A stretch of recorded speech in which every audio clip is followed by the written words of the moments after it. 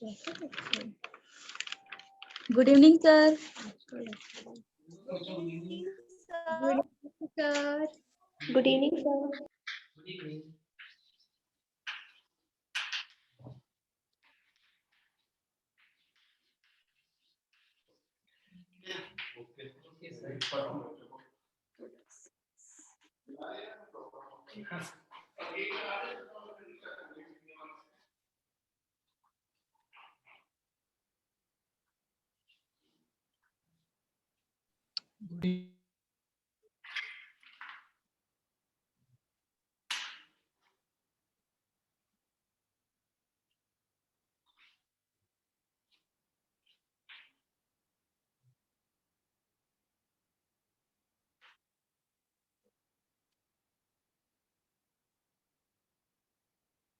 तो एनसीईआरटी पढ़ रहे हो सब बच्चे?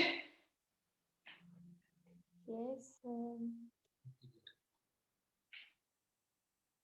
गुड इवनिंग सभी बच्चों को। Good evening. सर टाइम कैसे चेंज हो गया है बायोलॉजी लास्ट में, ऐसे क्यों? टाइम एक्चुअली में सर की और भी क्लास रहती हैं फिजिक्स वाले सर की, तो इस चक्कर में थोड़ा सा टाइम चेंज करना पड़ा है। कोई नहीं, वो तो रिक्वायरमेंट के अकॉर्डिंग आगे पीछे करते रहेंगे। Yes sir. आहुति क्या पूछना चाहते हो?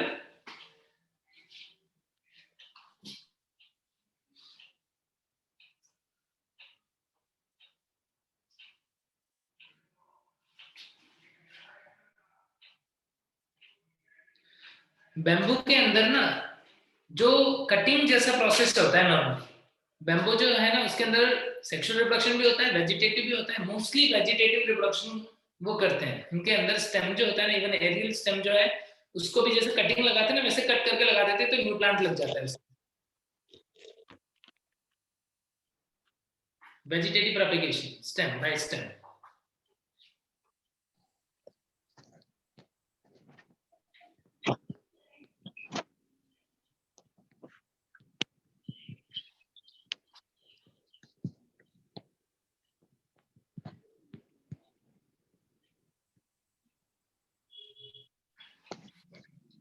Good evening sir. Good evening बच्चे। Good evening sir. Good evening sir आपका आवाज अच्छे से नहीं आ रहा है, थोड़ा जोर से बोलिए। पढ़ाना स्टार्ट करूंगा तो आ जाएगा आवाज। हाँ क्लियर। Hello sir. हाँ बच्चे हेलो। सब एरियल स्टेम को एक बार रिपीट कीजिए तो सर। सब एरियल स्टेम वो होता है जो सॉइल की सरफेस है उसके आसपास में मतलब क्रीप कर रहा है, या तो सरफेस के जस्ट ऊपर या फिर सरफेस के जस्ट नीचे। तो ऐसे स्टेम को हम सब एरियल स्टेम बोलते हैं। और इसके टाइप्स थे runner, sucker, stolon and offset. Runner जो सॉइल सरफेस के ठीक ऊपर क्रीप कर रहा है, सकर जो सॉइल सरफेस के ठीक नीचे क्रीप कर रहा है, और स्टोलोन जो है वो पहले अपवर्ड फिर डाउनवर्ड फिर अपवर्ड डाउनवर्ड ऐसे ग्रो करता है। और ऑफसेट जो होता है वो एक्वेटिक प्लांट्स के अंदर होता है। एग्जांपल्स ध्यान रखना, रनर का एग्जांपल ग्रास, ऑक्सैलिसी दो ध्यान रखना, सकर का क्राइसेंथेमम पाइनएप्पल ये ध्यान रखना, स्टोलोन का मिंट जैस्मिन ये दो इंपॉर्टेंट एग्जांपल है, और ऑफसेट का आइकॉर्डिया पिस्टिया ये ध्यान रखना।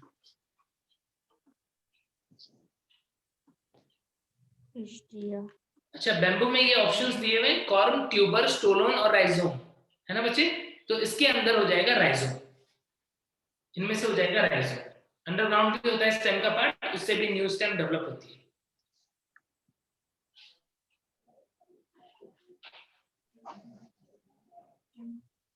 ठीक है ओके यस सर। ठीक है, तो आगे कंटिन्यू करते हैं। नेक्स्ट लास्ट लेक्चर में हम लोगों ने नेचुरल वेजिटेटिव और प्रोपेगेशन के मेथड जो है वो सारे पढ़ लिए थे।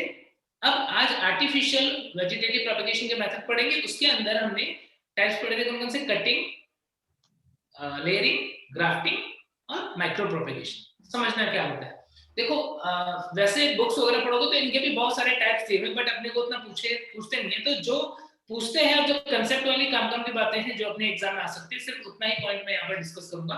तो देखो क्या क्या होता है। जैसे सबसे पहले बात करते हैं हम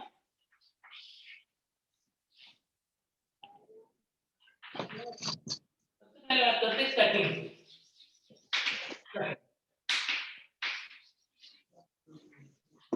कटिंग जो है वो रूट का भी हो सकता है, रूट, स्टेम की भी हो सकती है, स्टेम की भी हो सकती है, लीफ की भी हो सकती है। कटिंग का क्या कंसेप्ट होता है? कटिंग का कंसेप्ट होता है कि हम प्लांट का कोई पार्ट लेते हैं, उसे कट कर लेते हैं और कट एग्जांपल के साथ ही बताता हूं। एग्जांपल ले लो रोज। यस, वेरी गुड रजनी बच्चे।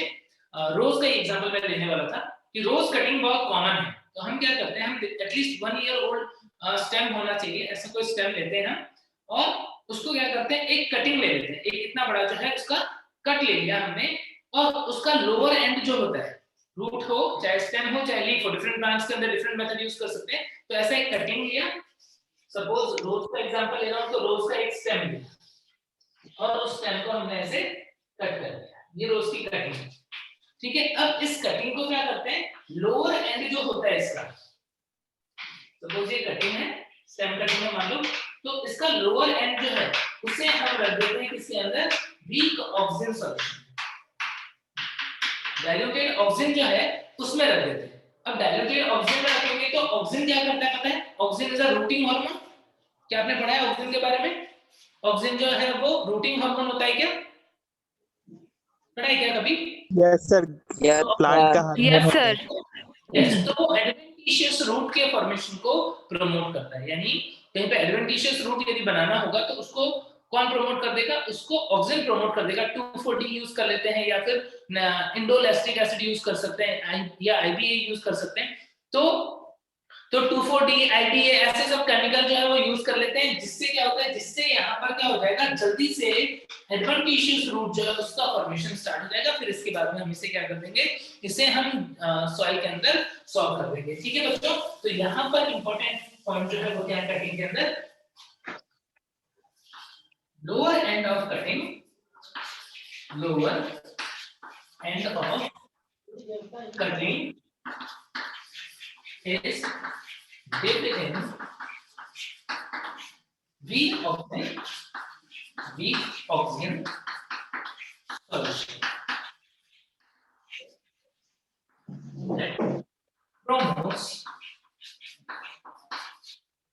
adventitious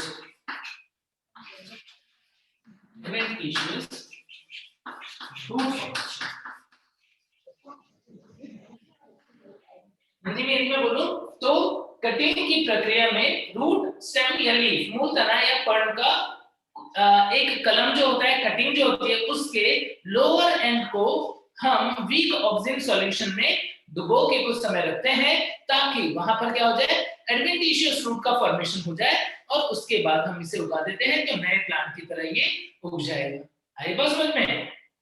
तो रूट कटिंग जो है इसकी यदि कुछ एग्जांपल देखें, सर 1 टाइम और बताइए ना, लिखूंगी। कटिंग में क्या करते हैं, कुछ पादप के अंदर मूल, सर तना, आराम से बताइए ना हिंदी में। यस सर, स्लो बताइए थोड़ा। कुछ पादपों के अंदर मूल, तना या पर्ण, उनकी कटिंग को, कलम को वीक ऑक्सीजन सॉल्यूशन में, डाइल्यूटेड ऑक्सीजन सॉल्यूशन में डुबा कर रखा जाता है, लोअर एंड को डुबा कर रखा जाता है और ये ऑक्सीजन जो है वो क्या करेगा, ऑक्सीजन अपस्थानिक मूल के निर्माण को प्रेरित करता है, इंड्यूस सर फॉर्मेशन। धीरे बोलिए ना। ठीक है, सर रिपीट कीजिए।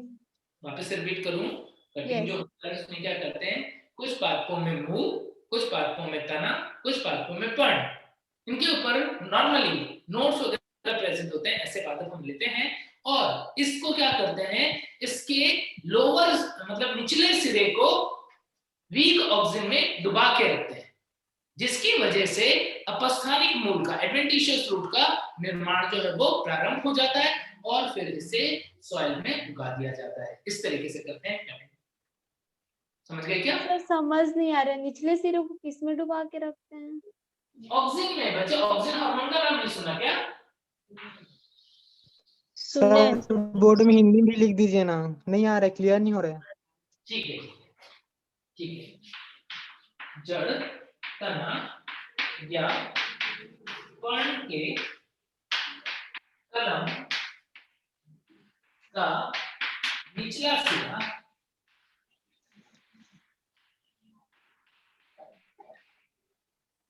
तनु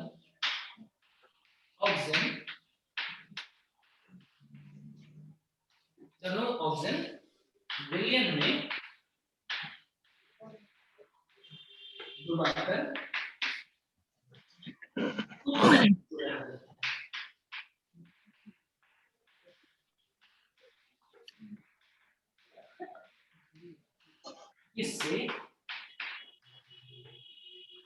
इससे अपस्थानिक मूल का निर्माण प्रेरित होता है।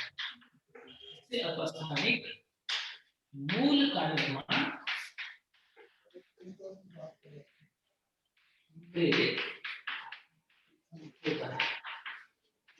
उसके बाद में इसे क्या करते हैं, वहां से निकाल के फिर मिट्टी में उगा देते हैं। ये जो देखो, यदि हम वीक ऑक्सीजन सॉल्यूशन में ना डुबाए, सीधे ही तुमने क्या किया, क्या किसी बच्चे ने गुलाब की कलम जो है वो उगाई है अपने घर पे कभी? Yes sir. उगाई है? Yes. इस बार मैं भी उगा के आया हूँ, गाँव गया था तो कुछ नहीं, बहुत सिंपल सा काम किया मैंने। जो मेरे एक चाचा हैं, उनके घर पे बहुत अच्छे सुंदर सुंदर गुलाब के प्लांट उगते थे, तो उन्होंने मुझे क्या किया, कट करके कटिंग्स दे दी थी। लगभग ऐसा मान लो 10 सेंटीमीटर के आसपास था, 8 से 10 सेंटीमीटर।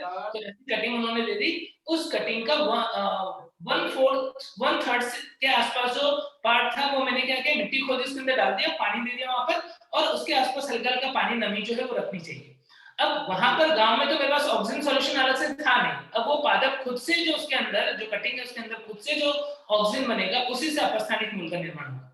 ठीक है। लेकिन यदि हम कोई नर्सरी चला रहे, मान लो नर्सरी जो होती है जहां पर बहुत सारे प्लांट्स जो है उगाते हैं, बेचते हैं वो, तो वहां पर तो क्या होता है, हार्मोन यूज करते हैं। तो यदि मैं चाहता हूं कि मेरा प्लांट जल्दी से लग जाए, क्योंकि यदि हमने नहीं लगाया है तो उसके फेल होने के भी चांसेस हैं। कुछ प्लांट जो है वो तो उग गए, कुछ नहीं भी उग सकते हैं। तो यदि हम उसके अंदर क्या करें, लोअर एंड को ऑक्सीजन में डुबो के कुछ टाइम रख दें, तो क्या होता है, उसकी वजह से अपस्थानिक मूल जो है उसका निर्माण प्रेरित हो जाता है और फिर फिक्स हो जाता है कि जल्दी से लग जाएगा। ठीक है। तो कटिंग में हम जड़, तना या पत्ती की कटिंग ले लेते हैं, कलम ले लेते हैं, उसके निचले सिरे को ऑक्सीजन में डुबो के रखते हैं कुछ समय तक, और उसके बाद में उसे जमीन में उगा देते हैं। पूछते हैं कि कटिंग में जो पादप है उसके निचले सिरे को वीक ऑक्सीजन में क्यों डुबाया, 2,4-D में क्यों डुबाया? 2,4-डाइक्लोरोफेनॉक्सिएसिटिक एसिड एक ऑक्सीजन का नाम है, एग्जांपल है, आर्टिफिशियल ऑक्सीजन। तो क्यों ऐसा किया? क्योंकि वो अपस्थानिक मूल निर्माण करेगा, जल्दी ग्रो करने के लिए। तो इसके एग्जांपल हो गए, मान लो कुछ एग्जांपल देख लेते हैं। Stem cutting, root cutting, leaf cutting.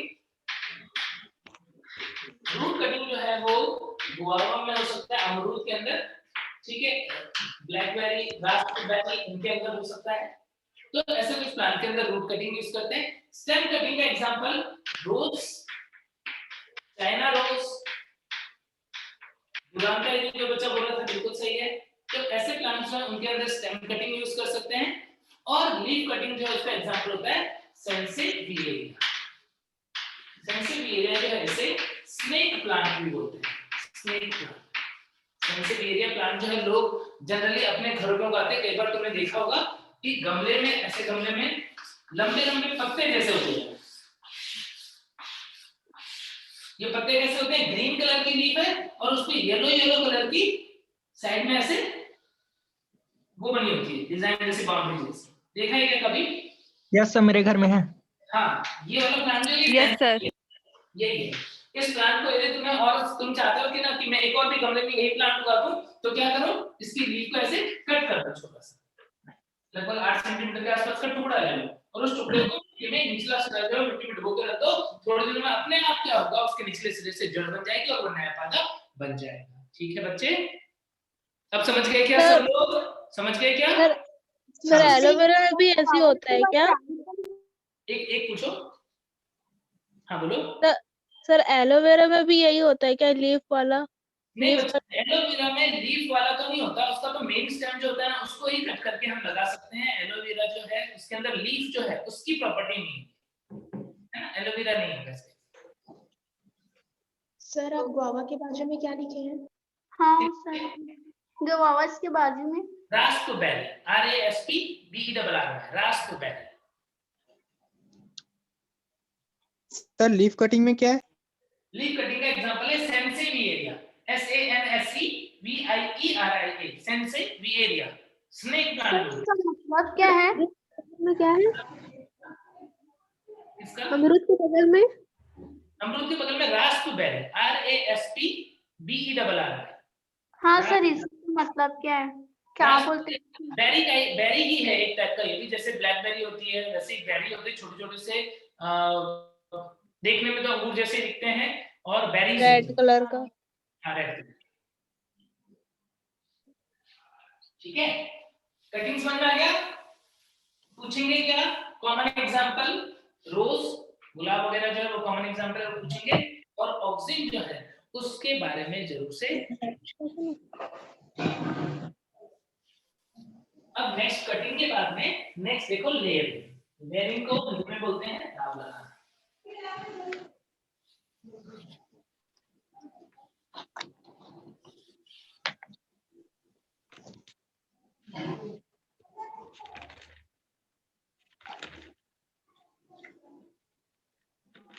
देखो नेक्स्ट मेथड,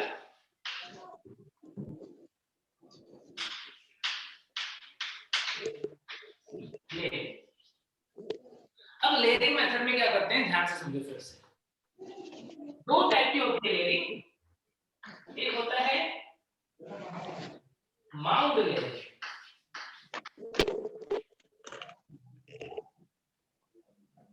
एक है माउंड लेयरिंग, और दूसरा होता है एयर लेयरिंग। कुछ बच्चे बोल रहे थे एयर लेयरिंग को क्या बोलते हैं? गुटी। लास्ट लेक्चर में कुछ बच्चे बोल रहे थे गुटी पाना। एयर लेयरिंग दो टाइप होते हैं। माउंट का मतलब जमीन है, माउंट को हम ग्राउंड लेयरिंग भी बोलते हैं। माउंट जो तो जमीन गुटकी है कि गोटी है? गुटी, GOOTY, गुटी, गुटी पाना हिंदी। अब लेयरिंग में क्या करते हैं समझो। सर इसको माउंट लेयरिंग को क्या बोलेंगे हिंदी में? माउंट लेयरिंग को, माउंट लेयरिंग इंग्लिश में ध्यान रखो। लेयरिंग के टाइप्स वगैरह का ऐसे आएगा नहीं तुम्हारे सामने कि कौन कौन से टाइप होते हैं, बट एक बार समझा दे रहा हूं, बस ये ध्यान रखो। इसको सिंपल दाब लगाना ही बोलेंगे। कहां पे? भूमि पे दाब लगाना, और ये हवा में जो दाब लगाते हैं उसको हम बूटी बोलते हैं। अब होता क्या है समझो, एक प्लांट है, सपोज ये जमीन के ऊपर एक प्लांट होता है, जड़। अब हमने क्या देखा? हमने देखा इस प्लांट के अंदर यहाँ पर एक बेसल ब्रांच है, सॉफ्ट बेसल ब्रांच है। जमीन के पास में एक बेसल ब्रांच है। जैस्मिन, जैसे जैस्मिन देखा है, जैस्मिन, जैस्मिन के अंदर माउंट लेयरिंग हम करते हैं। ठीक है, और यहाँ पर क्या है? यहाँ पर सपोज इसकी लीफ है, पत्तियां हैं। अब ये जो बेसल ब्रांच है ये सॉफ्ट है, फ्लेक्सिबल टाइप के, ये मैं इसको ऐसे मोड़ सकता हूँ नीचे। यदि कोई ऐसा होगा जिसके अंदर ये हार्ड होगा तब तो नीचे जमीन में दबाना पॉसिबल नहीं होगा, बट नॉर्मली ये क्या है? सॉफ्ट बेसल ब्रांच है, फ्लेक्सिबल टाइप की बेसल ब्रांच है। तो फिर हम क्या करते हैं? हम इस बेसल ब्रांच की कुछ पत्तियां जो है वो तोड़ देते हैं। जो भाग जमीन के नीचे दबाना है वहां से पत्तियां तोड़ देते हैं, और इसे क्या करते हैं? इसे इस तरीके से मोड़ करके और जमीन के नीचे, यहाँ पे जमीन खोदी, मिट्टी खोदी, और इस मिट्टी के अंदर हमने क्या किया? इसे इस तरीके से यहाँ की लीफ छोड़ दी, बाकी यहाँ की लीफ जो हमने हटा दी, और फिर क्या किया? देखो ध्यान देना, ये स्टेम जो पहले हवा में था कैसा हो गया? उसको हमने मोड़ करके जमीन में ऐसे दबा दिया है। अब क्या करते हैं? अब ये जो जमीन में दबाया इसमें यहाँ पर हम छोटा सा कट बना देते हैं, छोटा सा नोच, ताकि इसके अंदर जो कैम्बियम वाला पोर्शन है वो एक्सपोज हो जाए। क्यों कट लगा है? कैम्बियम। अब ये कट कैसे लगा सकते हो? ये चाकू से हल्का सा छील दो, जैसे पेंसिल छीलते टाइम छीलते हैं ना, तो वैसे एक बार ऐसे कट लगा दो, या तो वैसे छील सकते हैं टंग लाइक, या फिर हम क्या कर सकते हैं? या फिर हम एक पूरा का पूरा रिंग जो है, एक पूरी रिंग की फॉर्म में से रिमूव कर सकते हैं बार्क को। ठीक है, अब क्या किया हमने? इसका जो ये सॉफ्ट बेसल ब्रांच था, निचला इलास्टिक टाइप का जो ब्रांच था, उस ब्रांच को ऐसे मोड़ के जमीन में दबा दिया है कि मुझे लग रहा है कि यदि मैं इसको छोड़ूंगा ये वापस से वो भाग जाएगा। तो उसको बचाने के लिए क्या कर सकते हो? क्लिप लगा सकते हो कि यहाँ पर एक क्लिप जैसा लगा के इसको जमीन में से फिक्स कर दिया ताकि ये बाहर ना निकले इसी। और फिर इसके बाद में क्या किया? इसके बाद में इसको मिट्टी से दबा दिया।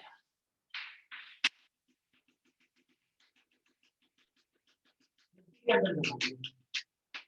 अब ये क्या बन गया, एक छोटा सा टीला जैसा बन गया। इसी टीले को हम बोलते हैं माउंट, इसीलिए हम इसको क्या बोलते हैं, माउंट। समझ गए, माउंट का मतलब होता है टीला। अब क्या होगा, टाइम के साथ में, टाइम के साथ में ये पार्ट जहां पे मैंने कट लगाया है, इस कट पार्ट से धीरे धीरे क्या होगा, धीरे धीरे यहाँ से अपस्थानिक मूल जो है वो ऑटोमेटिकली निकलने लग जाएगी। यानी यहाँ पर क्या होगा, इस वाले पार्ट पे इस तरीके से नई जड़ बनना स्टार्ट हो जाएगी। क्या बात समझ आ रही है क्या सब बच्चों को, समझ रहे हो क्या?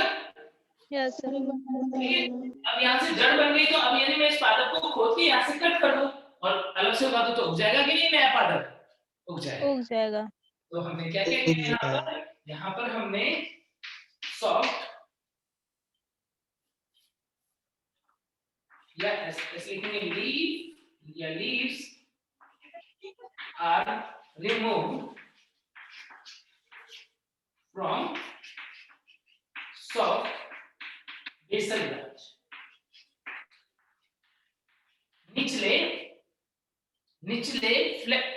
निचले कोमल तने पर से हमने क्या किया, लीव्स को रिमूव कर दिया, पर्ण को हटा दिया।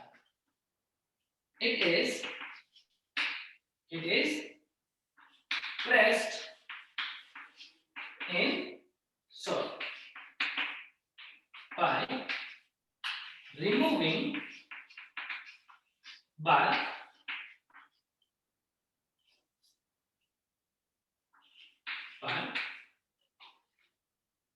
in ring form or making a cut.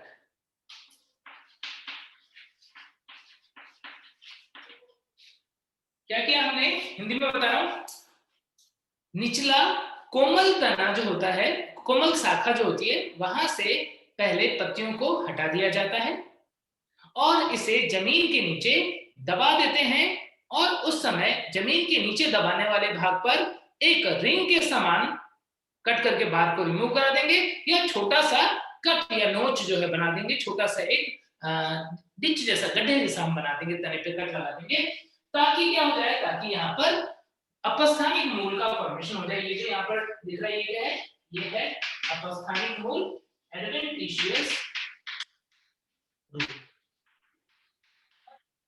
यदि मैं यहाँ पर भी एडवेंटिशियस रूट के फॉर्मेशन को प्रमोट करना चाहता हूँ तो क्या मैं जमीन के नीचे दबा देंगे, उसके बाद जमीन के नीचे दबा देते हैं और इसके बार्क को, छाल को, इसके छाल को कट लगाकर या वलय के रूप में हटा दिया जाता है।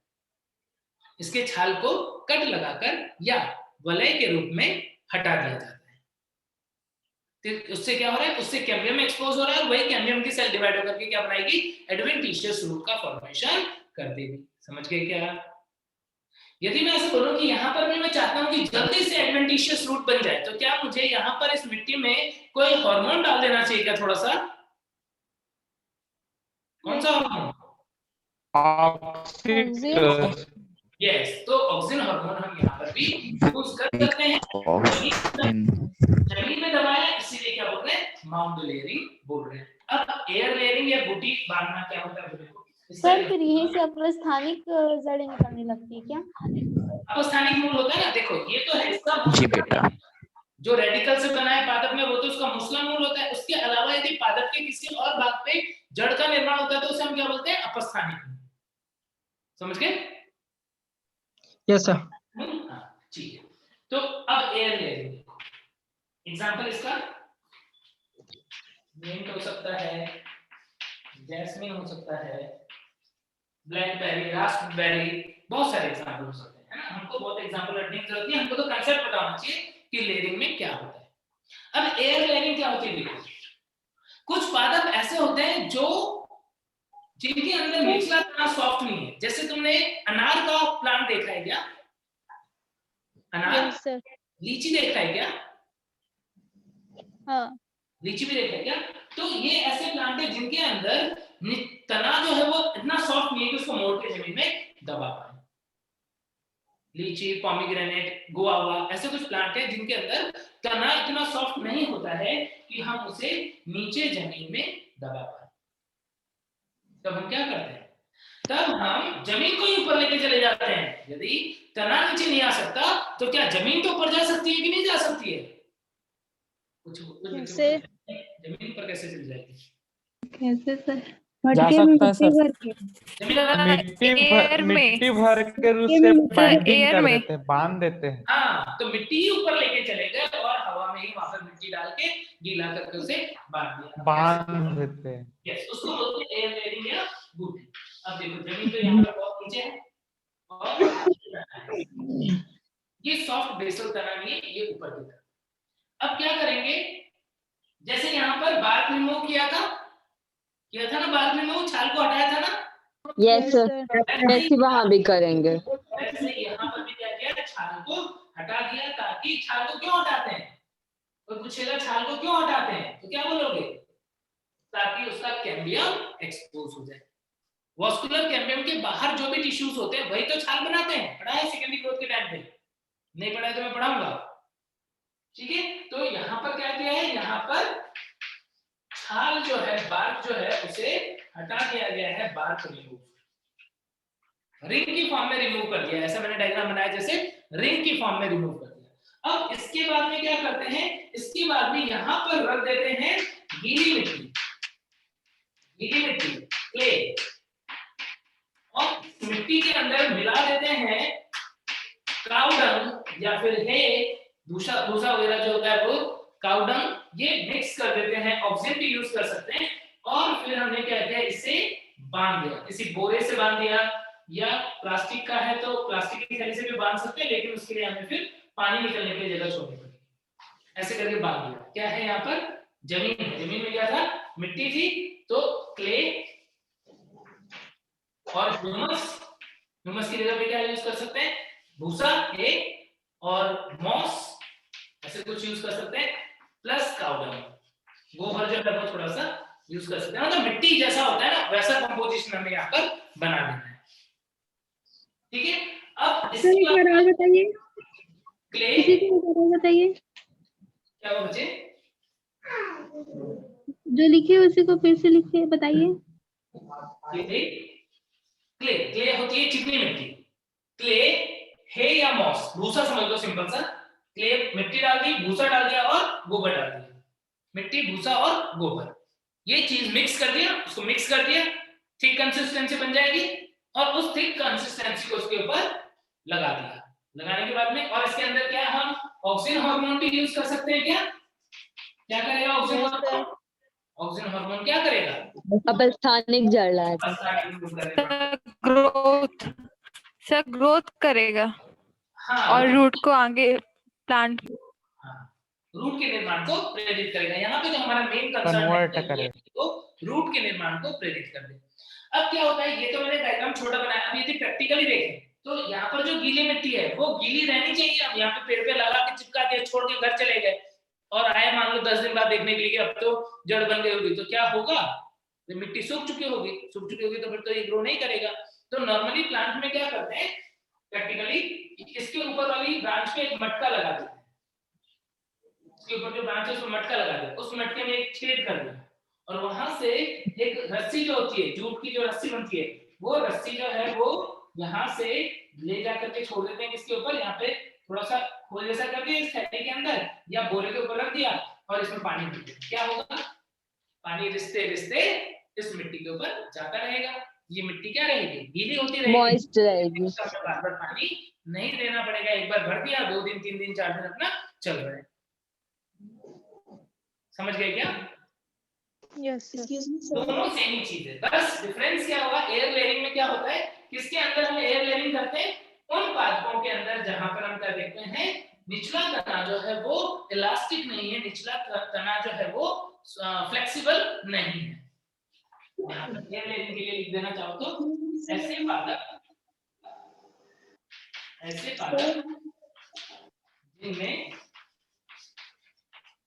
जिनमें निचला तना सॉफ्ट नहीं होगा, सॉफ्ट या लचकदार नहीं होगा, सॉफ्ट लचकदार नहीं होगा, फ्लेक्सिबल को लचकदार बोलता। The plant in which soft basal branch is not soft और फ्लेक्सिबल, उसके अंदर हम क्या करेंगे, एयर लेयरिंग करेंगे। एग्जांपल मैंने अभी बताया था, क्या याद है कि भूल गए? क्या एग्जांपल होगा? लीची, लीची, अनार, लेमन, ऑरेंज, लेमन। अच्छा लेमन जो है उसके अंदर रूट कटिंग से भी रिप्रोडक्शन होता है, ध्यान रखना। लेमन, टेमरिंड, इन सब में रूट कटिंग से भी रिप्रोडक्शन होता है, ठीक है। तो लीची, पोमीग्रेनेट जो है उनके अंदर हम एयर लेयरिंग करते हैं। लेयरिंग का कांसेप्ट क्लियर हो गया क्या? लेमन। Yes sir. लीची के बाद क्या लिखे? कट रहने की। अनार, अनार, पोमीग्रेनेट, अनार को हम क्या बोलते हैं? पोमीग्रेनेट।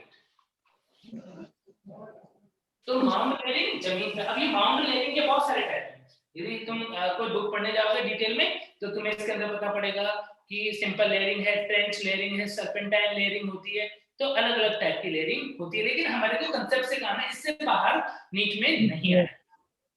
सर इससे बाहर सर लेमन में नहीं होता ना? क्या? लेमन, नींबू। हाँ, नींबू के अंदर एयर लेयरिंग हो जाएगी। अच्छा, ठीक है। Okay sir.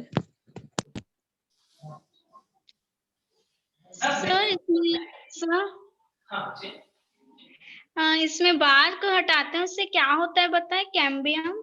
हाँ कैम्बियम, कैम्बियम को हिंदी में बोलते हैं एधा, संवहन एधा एक्सपोज हो जाता है। कैम्बियम जो है वो एक्सपोज हो जाता है, मतलब दिखने लग जाएगा।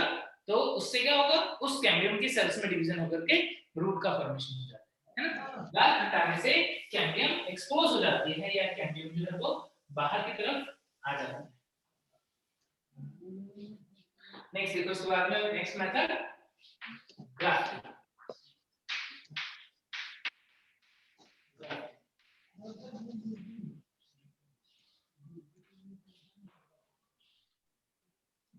ग्राफ्टिंग में क्या करते हैं? ग्राफ्टिंग का कांसेप्ट समझना। ग्राफ्टिंग जो है, मैं मानता हूं कि grafting is not actually a method of reproduction. Grafting जो है वो वास्तव में रिप्रोडक्शन का मेथड नहीं है, बल्कि एक कंपोजिट प्लांट बनाने का मेथड है। ग्राफ्टिंग जो है वो एक कंपोजिट प्लांट बनाने का मेथड है। कंपोजिट प्लांट कैसे? कि ग्राफ्टिंग में हम क्या करते हैं, दो प्लांट लेते हैं। सपोज एक प्लांट है ए,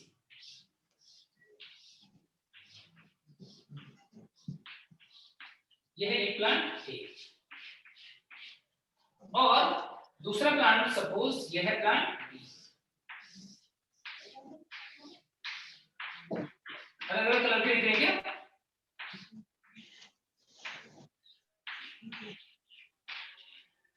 यह है प्लांट ए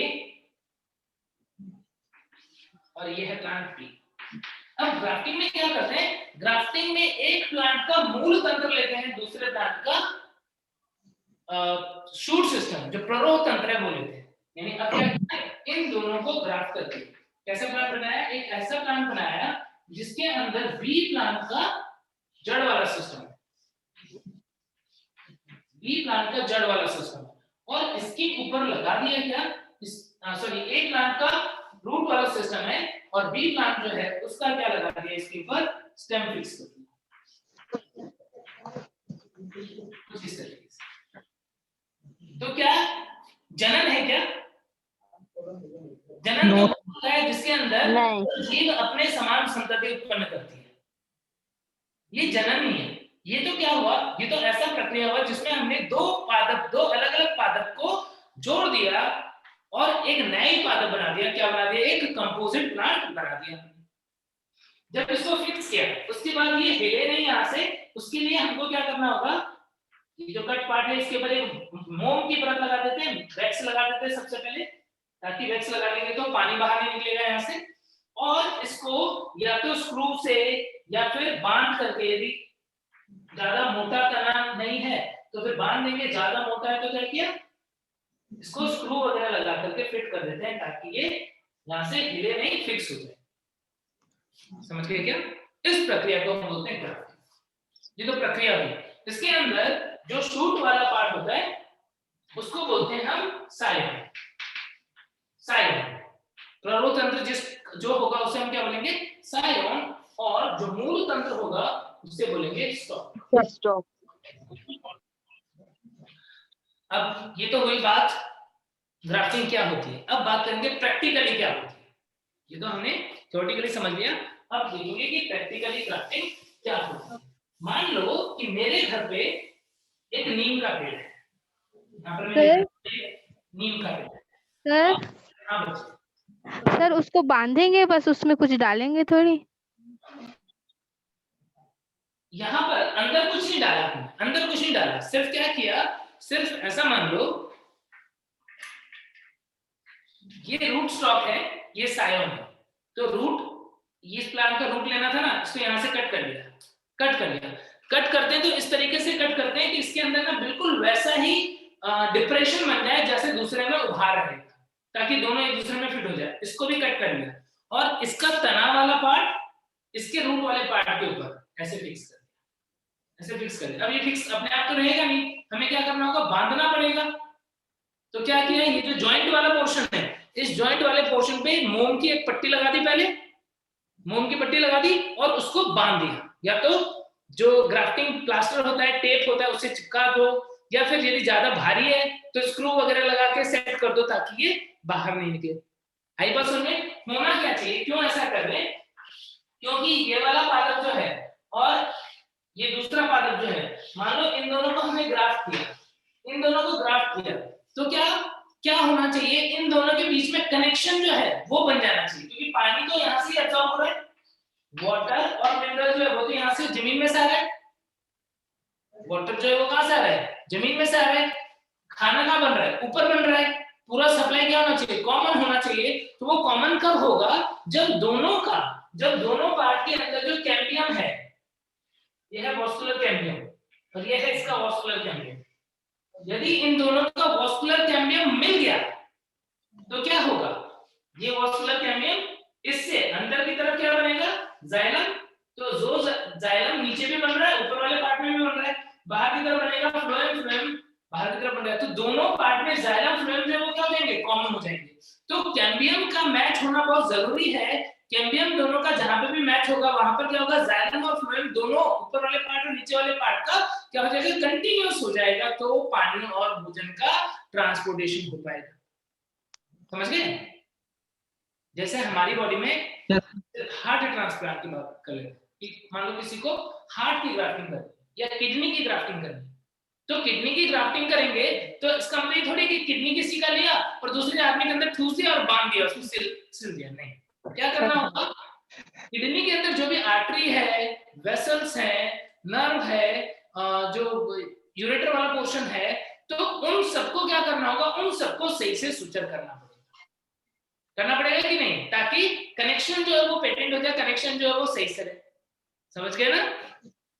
यस सर। ठीक है, तो इसके लिए ग्राफ्टिंग के लिए एक इंपॉर्टेंट पॉइंट सामने आ रहा है क्या, कि ग्राफ्टिंग जो है वो पॉसिबल है किसके अंदर, पॉसिबल इन डाइकॉट्स और जिम्नोस्पर्म्स। किन प्लांट के अंदर, possible in dicots where cambium is present. Cambium का होना बहुत जरूरी है, एधा का होना, समान एधा का होना बहुत जरूरी है। तुमने पढ़ा होगा कि बताओ निम्न में से कौन से पादप में ग्राफ्टिंग पॉसिबल नहीं है, जो मोनोकॉट होंगे उसके अंदर ग्राफ्टिंग पॉसिबल नहीं होगी। क्यों नहीं होगी सर हिंदी में, क्योंकि सेकेंडरी ग्रोथ नहीं हो रहा है, कैम्बियम नहीं है। यस, सेकेंडरी ग्रोथ नहीं होगी, मतलब जाइलम फ्लोएम के एक साथ एक लाइन में आने के चांसेस नहीं रहेंगे, इसलिए उनके अंदर ग्राफ्टिंग पॉसिबल नहीं है। तो ध्यान रखना कि ग्राफ्टिंग जो है वो किसके अंदर होती है, डाइकॉट प्लांट के अंदर या जिम्नोस्पर्म के अंदर।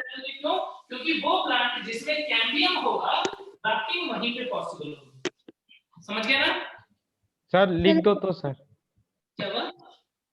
लिख दो तो सर, लिख दो सर हिंदी बोल रहा हूँ, हिंदी में लिखा हुआ ना, मैं बोल रहा हूँ कि ग्राफ्टिंग केवल द्विबीजपत्री पादपों में पॉसिबल है क्योंकि उनमें एधा होती है।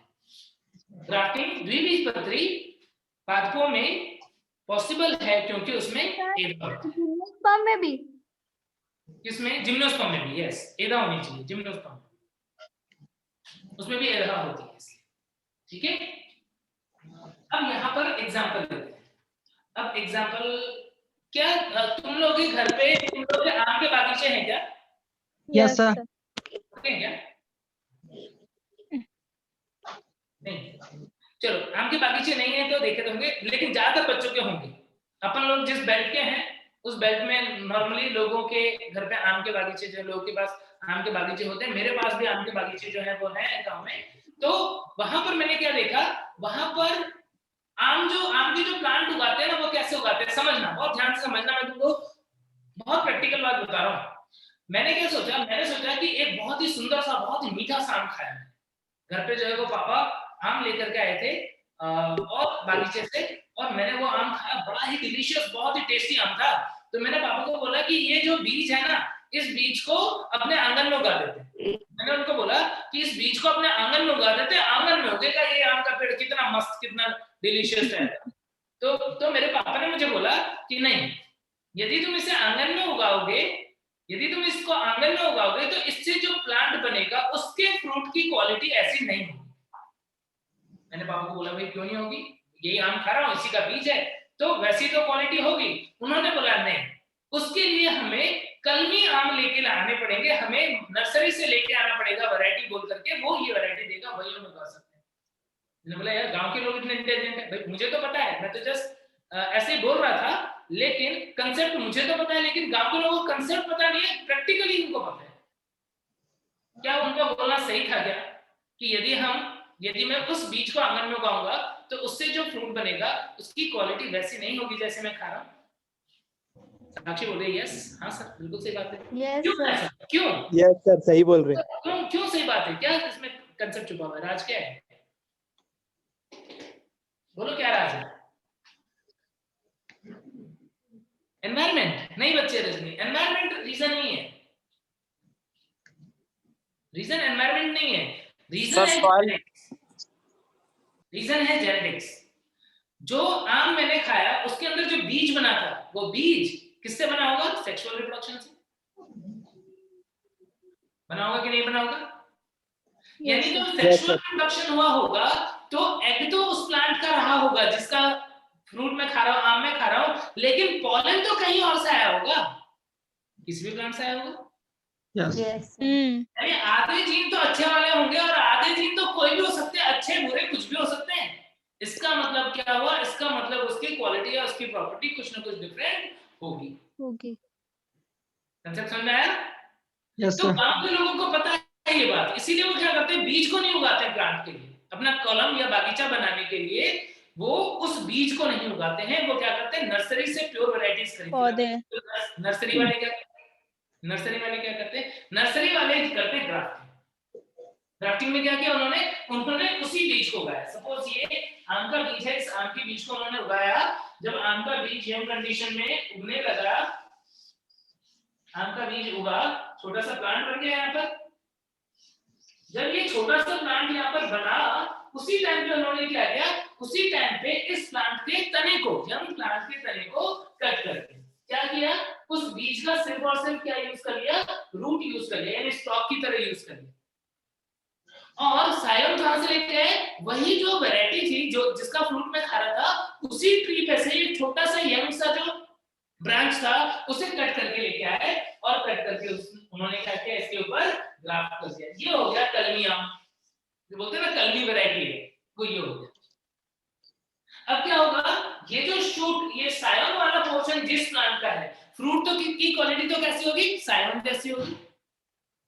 स्टॉक का काम तो क्या हुआ, स्टॉक का काम तो हुआ सिर्फ उसको वाटर मिनरल एब्जॉर्ब करके ऊपर पहुंचाना, लेकिन फ्रूट जो बनेगा वो किसके जीनोटाइप के अकॉर्डिंग बनेगा, सायोन के जीनोटाइप के अकॉर्डिंग बनेगा। यानी अब इस सायोन के ऊपर जो फ्रूट बनेगी उसकी क्वालिटी वही होगी जिस प्लांट से सायोन को कट किया था। आई बात समझ में? यस सब क्लियर हो गया क्या? हाँ, अब ये 50 रुपए का एक नर्सरी वाले देते हैं, तो सोच लो कि वो इस काम के कितने चार्ज कर रहे हैं, 50 रुपए चार्ज कर रहे हैं। अब तुम खुद से कर लोगे, अब ये रवि जो है वो पैसा बचा लेगा मुझे लग रहा है। ठीक है, तो कंसेप्ट समझ में आ गया ना? अब यही मेथड यूज करके हम क्या कर सकते हैं, हमारे घर पे यदि लाल कलर के गुलाब का एक प्लांट है जिसके ऊपर सिर्फ लाल कलर के गुलाब उगते हैं, तो क्या अब तुम उस प्लांट को ऐसा बना सकते हो जिसमें एक ही प्लांट के ऊपर लाल कलर का गुलाब, पीले कलर का गुलाब, गुलाबी कलर का, व्हाइट कलर का, ऐसे डिफरेंट कलर के गुलाब उगते हैं, ऐसा प्लांट बना सकते हो क्या? Yes sir. Yes, Yes, तो sir. बना सकते हैं। बना सकते हैं। डिफरेंट ब्रांचेस जो हैं उन पे ऐसे कट बना देंगे और कट बनाने के बाद में लाल वाले किसी गुलाब का तो लाल तो खुद ही मान लो, तो पिंक कलर का रोज का प्लांट है उसकी स्टेम कट की उसके ऊपर फ्यूज कर दी, येलो वाले की कट की उसके ऊपर दूसरे ब्रांच पे फ्यूज कर दी, तीसरा मैंने व्हाइट वाला कट किया उसको तीसरे ब्रांच पे फ्यूज कर दिया, अच्छे से बांध दिया। धीरे धीरे क्या होगा, कैम्बियम है ना, धीरे धीरे क्या होगा, जाइलम फिल्म की कंटिन्यूटी बढ़ेगी और वो उसके ऊपर जुड़ जाएगा, और जब वो जुड़ जाएगा तो इसका मतलब अब एक ही प्लांट के ऊपर डिफरेंट टाइप के फ्लावर उग रहे होंगे, और उससे हम क्या बोलते हैं, उससे हम बोल देते हैं ग्राफ्टिंग। यस बच्चे बिल्कुल ट्राई कर सकते हो, बिल्कुल ट्राई कर सकते हो, बस कट जो बनाओगे वो ध्यान रखना, जैसे एक के ऊपर ऐसा कट बनाया तो दूसरे के ऊपर कट जो है इसका कॉम्प्लीमेंट्री बना देना, इस तरीके से स्प्लाइसिंग बनाना है। फिट हो जाए ऐसा बनाना। और फिर क्या करना, उसको अच्छे से पहले एक मोम की परत बांध देना और उसके बाद थैली लेकर के या ग्राफ्टिंग टेप प्लास्टर लेकर के उसको अच्छे से बांध देना, वो फ्यूज हो जाएगा धीरे धीरे। और बाद में फिर ना दो डिस्टर्ब, आवाज बाद में निकाल लेंगे। हाँ बाद में निकाल देंगे, जब वो फ्यूज हो जाएगा तब निकाल देंगे। कितना टाइम लगेगा सर फ्यूज होने में? फ्यूज होने में लगभग मान लो 2 वीक 3 वीक लग जाएंगे, 2-3 वीक में फ्यूज हो जाएगा। ओके सर, ठीक है ना, तो ये होता है ग्राफ्टिंग वाली प्रोसेस। क्लियर हो सर। गया? तो ग्राफ्टिंग में तुम्हें पूछेंगे स्टॉक क्या होता है, सायोन क्या होता है, पूछेंगे कि किस प्लांट के अंदर पॉसिबल होता है और कैसे करते हैं। ग्राफ्टिंग के बहुत सारे टाइप होते हैं, tongue grafting, whip grafting, crown grafting, approach grafting और अप्रोच ग्राफ्टिंग और उसके अलावा बड ग्राफ्टिंग, ऐसे बहुत सारे टाइप होते हैं। अब टाइप्स के डिटेल में बहुत जाने की जरूरत नहीं है, बट एक क्वेश्चन जो तुम्हारे सामने आएगा मैं बता देता हूँ।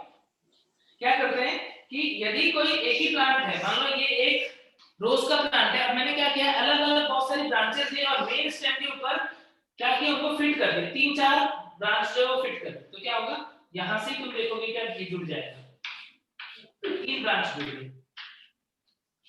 क्या किया, मुख्य तने को कट किया, वो मोटा होगा और उसके ऊपर पतले वाले तने जो है वो 2-3 सायोन फिक्स कर दिए। तो ऐसे यदि हम पतले पतले सायोन फिक्स कर देते हैं किसके ऊपर, मोटे स्टॉक के ऊपर, पतले पतले सायोन मोटे स्टॉक के ऊपर फिट करते हैं, तो इस ग्राफ्टिंग को बोलते हैं क्राउन ग्राफ्टिंग।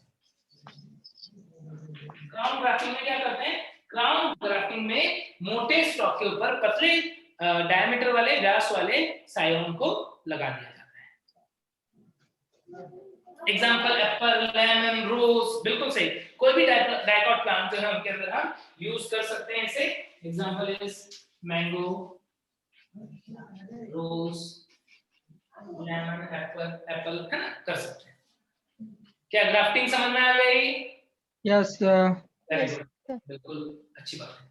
देखो ये चीजें ना बहुत इंटरेस्टिंग है। अब हमारा जो फील्ड है, हमें तुम्हें तो डॉक्टर बनना है, मुझे मैं तो डॉक्टर हूँ, तो हमारा काम, हमारा ये काम नहीं है, हमको काम नहीं आते, बट है बहुत इंटरेस्टिंग। मैं जब गाँव जाता हूँ जब भी, तो मैं जरूर से कुछ प्लांट्स लगाना और ये सब करता हूँ, मुझे बड़ा मजा आता है।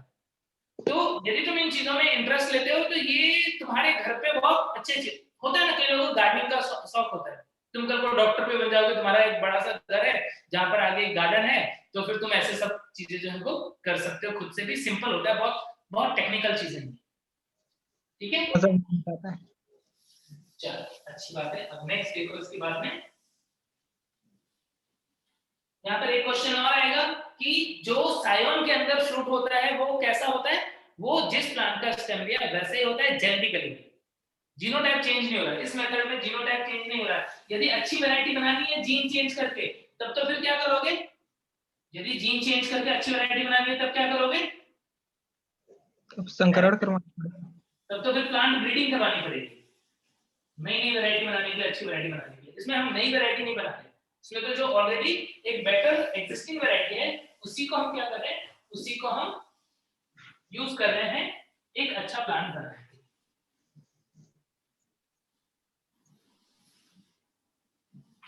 एंड आर्टिफिशियल वेजिटेटिव प्रोपेगेशन के अंदर एक लास्ट मेथड और बता रहा हूं, वो है micro propagation. Micro propagation. Micro propagation, micro propagation जो है इसे टिश्यू कल्चर भी बोल सकते हैं। टिश्यू कल्चर का एक टाइप है ऊतक संवर्धन। सूक्ष्म प्रवर्धन जो है वो ऊतक संवर्धन का ही एक टाइप है। सेल कल्चर टेक्निक भी बोलते हैं इसी को, है ना सर? हाँ। अब इसमें इसकी इसकी खास बात क्या है, आखिर ये क्यों पॉसिबल होती है, इसका कंसेप्ट क्या है? माइक्रो प्रोपेगेशन या टिश्यू कल्चर जो है, इसका कंसेप्ट या इसका जो सिद्धांत या आधार है वो है टोटिपोटेंसी। टोटिपोटेंसी को ही बोलते हैं पूर्ण सप्तता। ऐसे कुछ नाम है हिंदी में, पूर्ण सप्तता, टोटिपोटेंसी। क्या होता है बताया था क्या लास्ट लेक्चर में? Yes sir. क्या बताया था? सिंगल सेल पूरे ऑर्गेनिज्म में डेवलप हो जाता है, होने की capability. Cell of plant has the power to develop in a complete plant. सिर्फ मेरिस्टेम में क्या टोटिपोटेंसी में हम सिर्फ मेरिस्टेम को यूज करेंगे क्या सर? हाँ बच्चे, ये टोटिपोटेंसी को हिंदी में क्या लिखे हैं आप? पूर्ण सत्यता। Okay sir. क्या टोटिपोटेंसी के लिए हम या नया माइक्रो प्रोपेगेशन या टिश्यू कल्चर के लिए क्या हम मेरिस्टेम ही यूज करेंगे क्या सिर्फ, कि कोई भी सेल यूज कर सकते हैं? सर मेरिस्टेमेटी करेंगे। नहीं, गलत बात, कोई भी सेल कर सकते हैं। गलत बात। कोई भी हो जाएगा। Any living cell of plant कोई सा भी यूज कर सकते हैं। कॉमनली यूज किया जाता है भव्य, मेरिस्टेम को हम कॉमनली यूज करते हैं। क्यों? क्योंकि वो वायरस फ्री होता है। लेकिन कर सकते हैं हम कोई भी सेल को, कोई भी लिविंग सेल को, डेड को नहीं, लिविंग सेल को। तो पादप के अंदर जो लिविंग सेल होती है, जिनके अंदर भी न्यूक्लियस वगैरह प्रेजेंट है और वो नॉर्मल लिविंग सेल है, चाहे वो पेरेन्काइमा हो, चाहे वो कोलेनकाइमा हो या और कोई लिविंग सेल हो, मेरिस्टेम हो, तो उनको यूज करके हम नया पादप बना सकते हैं। उनके अंदर पावर है किसकी? टोटिपोटेंसी, यानी लिविंग सेल से पूरा पादप बनने की क्षमता होती है। और किसी भी जीवित कोशिका से पूरा पादप बन पाने की क्षमता जो है, उससे ही हम क्या बोल रहे हैं? टोटिपोटेंसी बोल रहे हैं। समझ गए? अब क्या हुआ, इस कंसेप्ट को कैसे यूज किया कि सपोज हमने प्लांट का एक सेल लिया या टिश्यू लिया जिसे हमको पूरा पादप बनाना है। मान लो ये एक टिश्यू लिया, इस टिश्यू को बोलते हैं एक्सप्लांट। पादप के अंदर वो टिश्यू जिसका उपयोग टिश्यू कल्चर में होता है उसे क्या बोल देते हैं? एक्सप्लांट। एक्सप्लांट क्या है? प्लांट टिश्यू, पादप का ऊतक है जिसे हम ऊतक संवर्धन में यूज करते हैं, उसे बोलते हैं एक्सप्लांट। समझ गए? अब इस एक्सप्लांट को एक कल्चर मीडियम के अंदर हमने क्या किया? डाल दिया। मान लो ये कल्चर मीडियम, कल्चर को संवर्धन बोलते हैं। कल्चर मीडियम क्या होगा? कल्चर मीडियम होगा संवर्धन माध्यम। कल्चर मीडियम के अंदर हमने क्या किया? इस सेल को डाल दिया। इस कल्चर मीडियम में क्या है? इस कल्चर मीडियम के अंदर जो भी इसको न्यूट्रिएंट रिक्वायर है, जो भी इसको न्यूट्रिएंट रिक्वायर है वो सब कुछ। कौन सा न्यूट्रिएंट चाहिए इसको? इसको सुक्रोज चाहिए, इसको बहुत सारे मिनरल्स चाहिए, इसको कुछ हार्मोन चाहिए, वो सारे के सारे यहाँ पर अवेलेबल है। ठीक है? और ऑक्सीजन चाहिए तो ऑक्सीजन देते हैं और इसको कंटीन्यूअसली हिलाते रहते हैं, स्टिर करते रहते हैं। यदि मैं इस पानी को कंटीन्यूअसली, मान लो इसको कंटीन्यूअसली ऐसे हिलाऊं तो क्या होगा? यदि इस संवर्धन माध्यम को ऐसे कंटीन्यूअसली हिलाऊं तो क्या होगा? सब मिक्स हो जाएगा। तो इसको सारे न्यूट्रिएंट तो मिलते रहेंगे, साथ में कुछ कुछ सेल यहाँ से पृथक भी होती जाएगी, यानी इसको अंदर ही अंदर क्या होगा? सेल्स जो है उसके बहुत सारे क्लम्प्स बन जाएंगे। क्या ऐसा होगा क्या? सेल डिवाइड भी कर रही है, सेल डिवाइड कर रही होगी तो क्या होगा? यहाँ पर अंदर ही अंदर सेल के बहुत सारे गुच्छे जैसे बन जाएंगे, जिसे हम बोलते हैं कैलस। ये क्या बन गया अंदर ही अंदर? ये क्या है? इसे बोलते हैं हम कैलस। कैलस का निर्माण। अब यहाँ पर रोल आता है हार्मोन। कौन कौन सा हार्मोन का रोल आता है? एक ऑक्सिन का और एक साइटोकाइन का। ऑक्सिन जो है वो नॉर्मली 2,4-D यूज करते हैं, IVA भी यूज कर सकते हैं या NAA यूज कर सकते हैं, नैप्थलीन एसिटिक एसिड या 2,4-D वगैरह जो है वो मेनली यूज करते हैं। ऑक्सिन का नाम लिख देता हूं यहाँ पर, NAA नैप्थलीन एसिटिक एसिड और 2,4-D ये कॉमन सिंथेटिक ऑक्सीजन है जो यूज करते हैं। और साइटोकाइनिन जो है वो कॉमनली जो यूज होता है उसका नाम है बाप का नाम सुना है कि बाप का नाम जानते हो क्या? बाप कौन है तो बच्चा बताओ। अरे किसी को बाप का नाम नहीं पता है? क्रॉस। ये बाप बेंजाइल अमीनोप्यूरिन नहीं पता था क्या? नहीं पता था क्या? Important BAP benzyl aminopurine. तो NaA240 ऐसा ऑक्सीजन यूज करते हैं और बेंजाइल अमीनोप्यूरिन साइटोकाइनिन यूज करते हैं। यदि इन दोनों का रेशियो 1 है, इन दोनों का रेशियो 1 है तो क्या होगा? सेल क्विकली डिवाइड करेगी।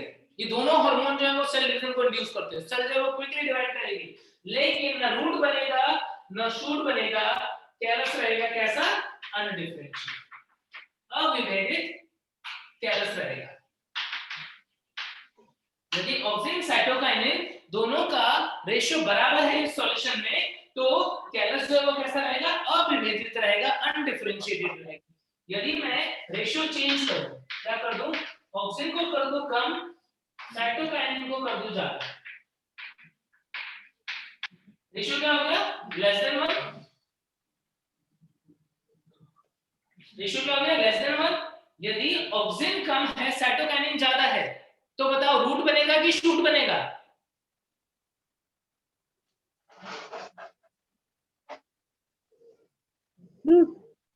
ऑक्सीजन कम है साइटोकाइनिन ज्यादा है, रूट बनेगा कि शूट बनेगा? बताओ। शूट। कैसे पता पड़ेगा तुमको?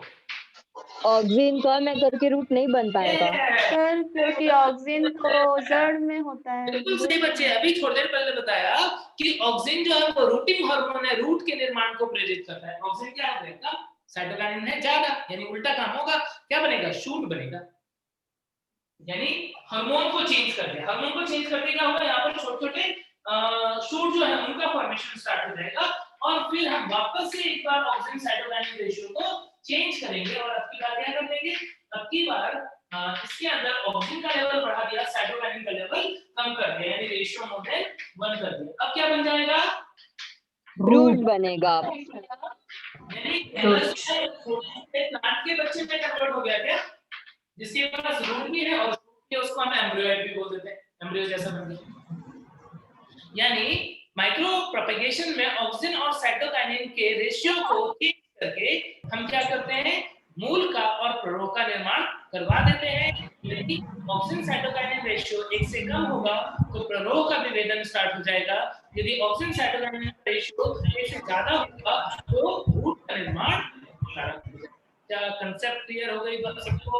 सर शूट को हिंदी में क्या बोलते हैं? शूट को हिंदी में प्ररोह, शूट को मूल, शूट जो है उसको हिंदी में बोलते हैं प्ररोह और रूट को बोलते हैं मूल। और डिफरेंशिएशन का मतलब विभेदन। कैलस जो है वो अविभेदित है, प्ररोह विभेदित होगा और मूल विभेदित होगा। कैसे विभेदित होगा वो हार्मोन समझ गए बच्चे? फर्स्ट वाला कैंसर है नहीं, आवाज क्लियर नहीं आई तुम्हारी, क्या पूछ रहे हो? सर? एक बार और समझाइए ना। एक बार थोड़ा सा क्विकली, थोड़ा सा रेस्पॉन्ड क्विकली किया करो। देखो क्या होता है कि हमें पादप का जिससे हमें नया पादप बनाना है उसे बोलते हैं एक्सप्लांट। उसके बाद उसको कल्चर मीडियम में डाल दिया। कल्चर मीडियम एक ऐसा माध्यम है जिसके अंदर सुक्रोज है, जितने भी मिनरल चाहिए वो है, ऑक्सीजन चाहिए वो है, और साथ में हम क्या कर रहे हैं? उसको घुमा रहे हैं, स्टेप कर रहे हैं। तो क्या होगा? ये जो टिश्यू हमने लिया है इसके छोटे-छोटे टुकड़े बनेंगे और यदि हमने ऑक्सीजन साइटोकाइनिन हार्मोन लिया है तो वो डिवाइड करते-करते ऐसे बहुत सारे पहले क्या करेगा? कैलस बनाएगा। हजारों की संख्या में बना दिया इसने कैलस। और हमने ऑक्सीजन साइटोकाइनिन का रेशियो एडजस्ट करके यदि ऑक्सीजन कम साइटोकाइनिन ज्यादा है तो शूट बनवा दिया उसमें, और ऑक्सीजन ज्यादा है साइटोकाइनिन कम है तो रूट बनवा दिया। तो इस तरीके से क्या होगा? शूट और रूट जो है उसका निर्माण हो जाएगा। छोटे-छोटे से पादप या प्लांटलेट बन जाएंगे हजारों की संख्या में। इसलिए क्या बोल रहे हैं? Micro propagation. समझ गए क्या? तो इस तरीके से हम पादप के वैसे ही बहुत सारे प्लांट बना सकते हैं। बढ़े आगे?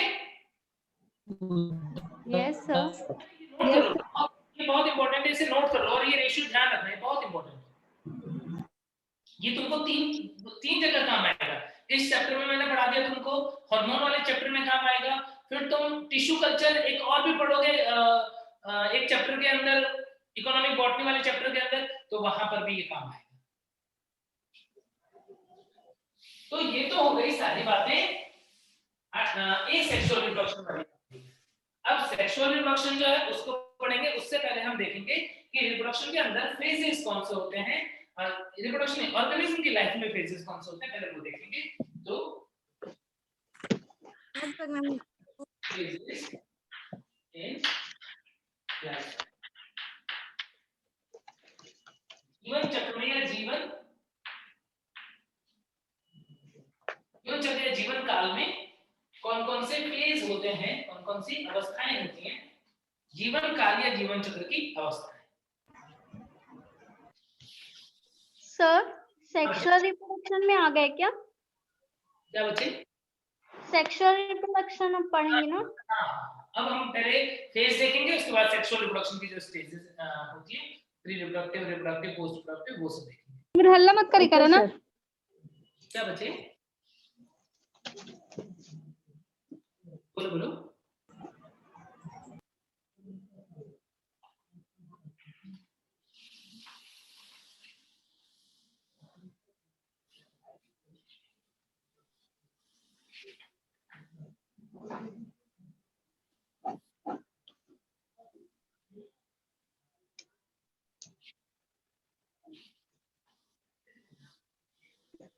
देखो लाइफ स्पैन के अंदर मेनली कितने फेज? 3 फेज। कौन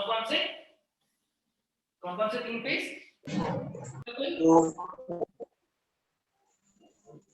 जुवेनाइल फेज। जुवेनाइल फेज को हिंदी में क्या बोलते हैं? जनन वाला के पहले, जनन की पहले क्या अवस्था, जन्म की अवस्था, किशोर अवस्था। Yes sir.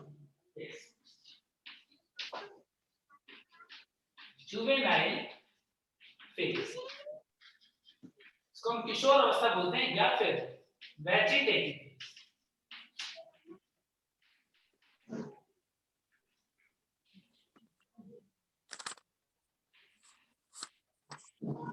किशोरावस्था, कायिक अवस्था।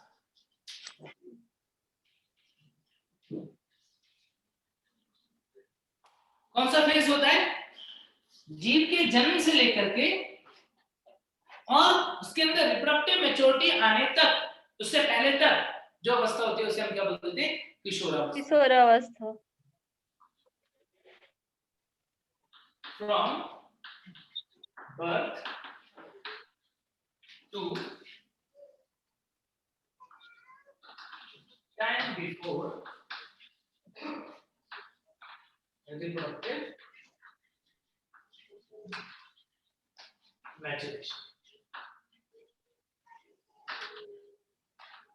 जन्म से लेकर के जनन क्षमता आने के पहले तक की जो अवस्था होती है उसे हम जुवेनाइल फेज बोल देते हैं। और प्लांट में इसे हम क्या बोलते हैं? प्लांट के अंदर हम इसे बोल देते हैं वेजिटेटिव फेज, कायिक अवस्था। सर एक बार और हिंदी में। जन्म से लेकर जननिक परिपक्वन के पहले तक की अवस्था, जन्म से लेकर जननिक परिपक्वन के पहले तक की अवस्था किशोरावस्था होती है। और पादपों में इसे कायिक प्रवस्था भी बोलते हैं।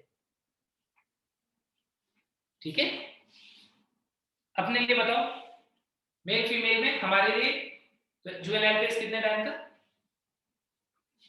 मेल में कितना और फीमेल में कितना?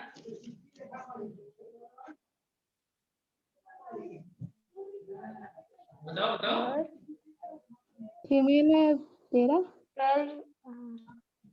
फीमेल में 12 to 13। 12 से 13 उसमें। यस, वही फीमेल में 12 to 13, मेल में एक साल बढ़ा दो 13 to 14। 14 से 15 ऐसे। ठीक है, लगभग ये होता है, थोड़ा वेरी करता है पर्सन टू पर्सन। और आजकल रिप्रोडक्टिव मैच्योरिटी जो है वो हम देख रहे हैं कि थोड़ी अर्ली आ रही है, प्रिकॉशियस रिप्रोडक्टिव डेवलपमेंट जो है वो देखने को मिल रहा है। टाइम से पहले ऐसा लगता है कि मैच्योर हो रहा है। अच्छा, रिप्रोडक्टिव मैच्योरिटी जो है वो पता कैसे पड़ेगा कि रिप्रोडक्टिव फेज आ गई है? ह्यूमन के अंदर ही बताओ, अपने अंदर ही बताओ, कैसे पता पड़ेगा रिप्रोडक्टिव मैच्योरिटी आ गई है? यस, फीमेल के अंदर मेंस्ट्रुअल साइकिल से पता जैसे पड़ेगा, एग का फॉर्मेशन स्टार्ट होगा, एग का डेवलपमेंट स्टार्ट होगा, गैमीट बनने स्टार्ट हो जाएंगे, है ना? मेल के अंदर स्पर्म बनने स्टार्ट हो जाएंगे, फीमेल के अंदर एग बनना स्टार्ट हो जाएगा। ठीक है, तो उससे और उसके अलावा कुछ सेकेंडरी सेक्सुअल कैरेक्टर्स जो है उसके थ्रू भी ह्यूमन के अंदर या एनिमल्स के अंदर हमको पता चल जाता है। बिल्कुल सही बात है।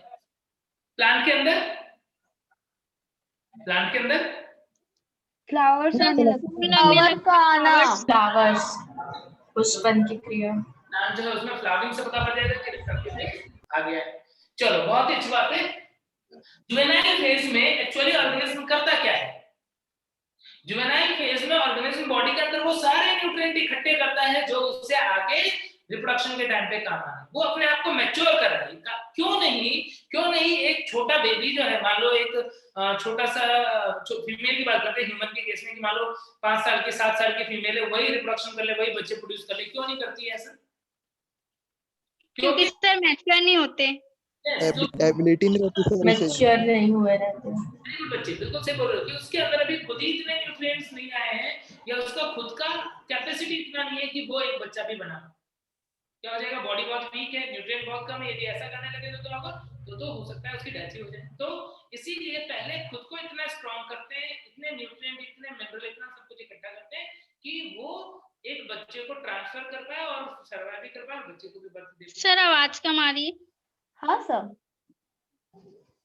ठीक है, प्लांट के एग्जांपल लेके समझते हैं। सर आपकी साउंड सर आवाज ही नहीं आ रही है। साउंड कम आ रही है सर। क्लियर है सर? अरे क्लियर तो है लेकिन साउंड कम आ रहा है, ऐसा बोल रहे हैं। वही तो। बच्चे हो सकता है इंटरनेट में पता नहीं यार, मेरे को तो ठीक आ रहा है। यहाँ पर तो हम लोग को तो आ रहा है, 3 लोग को प्रॉब्लम है, मतलब वही तो कम आ रही अपना है माइक आवाज। बंद करो पहले तो। माइक बंद करो बच्चों। तो उससे क्या हो रहा है ना, माइक की वजह से भी ज्यादा माइक चालू रहता है ना, उस वजह से प्रॉब्लम आ रही है। इधर भी आवाज नहीं आ रही है सर, बहुत धीमे हो रही है। सर माइक की वजह से नहीं है, ये आपकी आवाज ही धीमी आ रही है। हाँ आवाज क्लियर है लेकिन कम, बहुत धीमे आ रही है सर। ओके, माइक बंद ही था। कोई बात नहीं, मैं और तेज। थोड़ी देर में ठीक हो जाएगा सर। क्या मेरी आवाज कम आ रही है क्या? थोड़ी देर में क्लास ओवर हो जाएगा। सर चलेगा, इतना आवाज आप पढ़ाइए। ऐसा तो नहीं है कि मेरे भी साउंड कम आ रहा है। मतलब प्रॉब्लम हुआ थी। स्पीकर कहाँ है?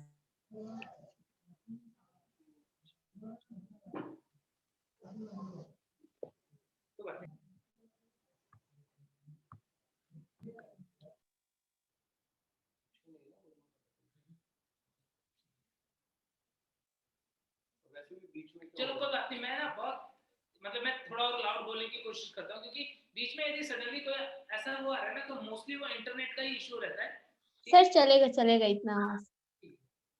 तो जुवेनाइल फेज जो है बच्चों, प्लांट के रेस्पेक्ट में एक एग्जांपल और देख लेते हैं। जैसे हमने क्या देखा, कोई प्लांट ग्रो कर रहा है, तो जब वो फ्लावर बनाएगा, देखो समझो क्या हो रहा है कि तुम तो आम खा रहे हो, तुमने तो क्या किया, मैंगो जो है वो तुमको खाना है, लेकिन प्लांट ने तो क्या किया, प्लांट ने तो अपने न्यूट्रिएंट में से जो इकट्ठे किए थे उसमें से कुछ न्यूट्रिएंट जो है वो तुम्हें दिया है कि नहीं दिया है? तो इसका मतलब वो न्यूट्रिएंट, वो बहुत सारे आम जो उसने तुम्हें दिए, हर साल जो तुम्हें देता है, तो वो आम बनाने के लिए तो उसे इकट्ठा करना पड़ेगा ना उतना न्यूट्रिएंट। तो वही न्यूट्रिएंट करने का, इकट्ठा करने का काम जो है वो करते हैं किस फेज के अंदर, जुवेनाइल या वेजिटेटिव फेज के अंदर। क्लियर हो गई बात? तो जुवेनाइल फेज का फंक्शन क्या है या रोल क्या है? इस अवस्था में पादप जो है वो न्यूट्रिएंट इकट्ठे करता है ताकि वो अपने आप को जननिक रूप से मैच्योर बना पाए, आगे जाके जनन कर पाए। ठीक है, सेकंड स्टेज देखो, जुवेनाइल फेज के बाद में सेकंड स्टेज जो है वो क्या होता है, उसे हम बोलते हैं रिप्रोडक्टिव फेज, या रिप्रोडक्टिव फेज का दूसरा नाम क्या है, maturation.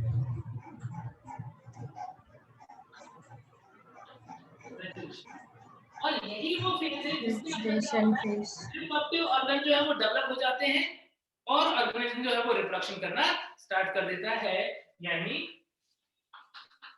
In this phase reproduction occurs। और जब तक ये रिप्रोडक्शन की पावर है तब तक वो क्या होता है, रिप्रोडक्टिव फेज में होता है, ठीक है। और प्लांट के अंदर हम देखें तो क्या होता है, in plants flowering occurs in this phase। Plant के अंदर इसी अवस्था में क्या होता है, फूल खिलते हैं और फल का निर्माण होता है। क्लियर है बात? Reproductive phase. अब फूल खिलने की जब हम बात करें, अच्छा पहले अपनी बात कर लेते हैं, ह्यूमन की बात कर लेते हैं कि हमारा रिप्रोडक्टिव फेज जो है उसमें क्या होता है।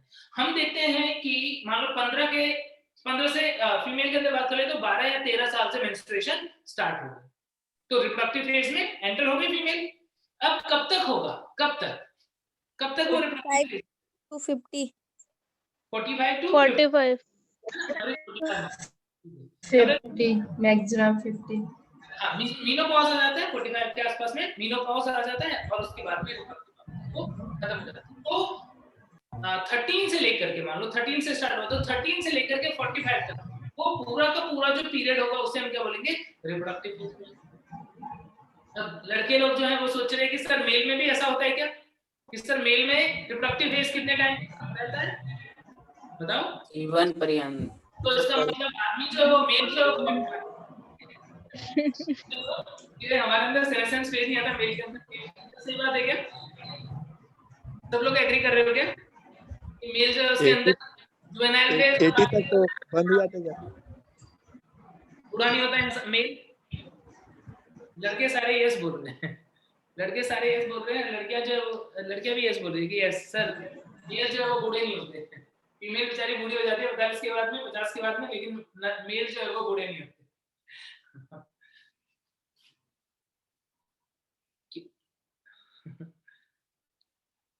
सही बात है ना ये? तो इसका कंसेप्ट क्या है, नहीं ये सही बात नहीं है, बूढ़े तो मेल भी होते हैं।